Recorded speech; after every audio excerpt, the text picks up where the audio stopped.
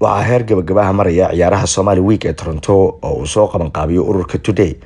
Kooxaha heerka ugu dambeeya soo gaaray waxaa kamid ah kooxda loo soo gaabiyo Magwo, kooxda Mother and Child Welfare Organization oo loo soo gaabiyo Magwo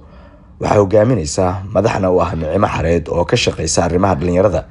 iyo sidii dhalinyarada looga badbaadin lahaa xabsiyada iyadoo loo marayo ciyaaraha iyo barnaamijyo kale. Nicimo Xareed waa qofka kaliya ee dumar ah ee hogaaminaysa kooxaha ka qayb galaya Somali Week.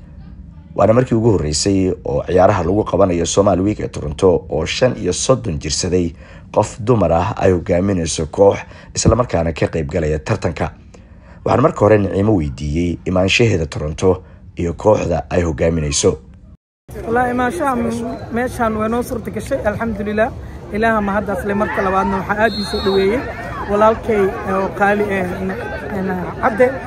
iyo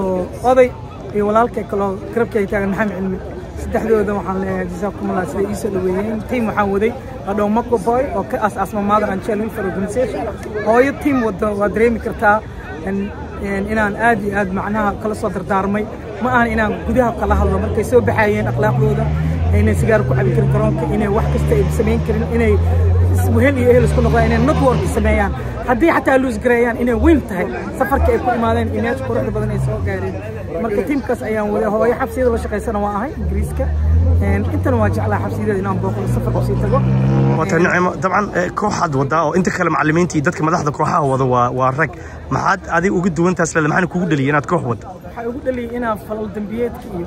mindiyaha iyo dhibaatada inay ka hortagaan inay tahay banooniga anti knife crime alla banooniga oo nifaanadooda ku sawirantahay iyo waxyaabaha aad ka khatarta iyo dilalka inay kuwan mentor wax la dhahay sameeyaan inay ayaga la hadlaan xarunta taas ay way teamka igu dhaliyay ku badana saas oo aasay saas ayaan sponsor meel kasta ay aadayaan aan diyaar u ahay inaan sponsor ilaa hadda maxaa miradhala waa ka aragtay dadaalka aad gelinayso dhalinyarada والله isbedel weyn inuu mid kale ku soo biiraayo inay dabeecadii bedeleen xanaaq inuu ka yaraaday inay farxad dareemayaan hooyo oo garab taagan oo wax walba sameynaysa ilmo waxaan wadaa 17 jiro oo lagu soo aaminay oo liir hooyo tahay adaa wada kugu aamina midka noogu yar 16 uu jira 17 teamka awal wata rag si ku arkaan macallimiinta noqdaana kuwa ku daawanaya noqdaana ka soo qaybgalayaasha noqdaan sidee bay ku arkaan marka qof dumar ee koox wado si ku arkaan qayb waxay arkaan naag holaan haysan oo macnaha waxay qabata la oo football oo rag loogu talagalay hor socoto qaybna waxay arkaan shaqo fiican haysa waldan oo ay waxa tahay aad u adag carruurta ku dhex jirtid wax walba la qabanayso negative iyo positive dad walba way leeyihiin laakiin aragtida fiican aan qaataa mar walba ma qaato xabsiga kale markaa ka shaqeynaa waxa la yidhi jiray maxaa u caawinay cunug wax sameeyay dagaal ama dhib ama dil laakiin second chance ay siyaa awlaad lama wax fiican ku jiro waa la caawiyaa waqti badan la geliyaa fiican oo noqonaya bari bulshadana bedeli karo kan jaanis yar la u baahan yahay maxaad rajeynaysaa marka haddii noqon lahayd inaad guuleysato haddii noqon lahayd dhalinyarada in wadada wanaagsan lagu hago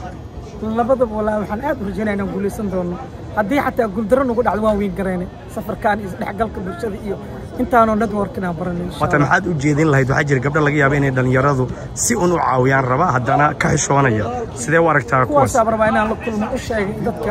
masaakiinta ee asaasiga nolosha u baahan inay caawiyaan kooxda Magwo ayaa haddii ay badiso kulanka maanta ay la ciyaari doonto kooxda Edmonton waxay finalka la ciyaari doontaa kooxda Seattle Washington oo u soo gudbay ciyaarta kama dambayska ah ee finalka. Nicimo Xareed oo ka shaqeysa arrimaha bulshada gaar ahaan dhalinyarada waxay cadeyn u tahay dadaalka ay wadaan dumarka Soomaalida ee lagu badbaadinayo dhalinyarada isla markaana lagu doonayo horumarkooda. si aad warbixino kale u hesho fadlan si dhow noogu xirnow mahadsanidin.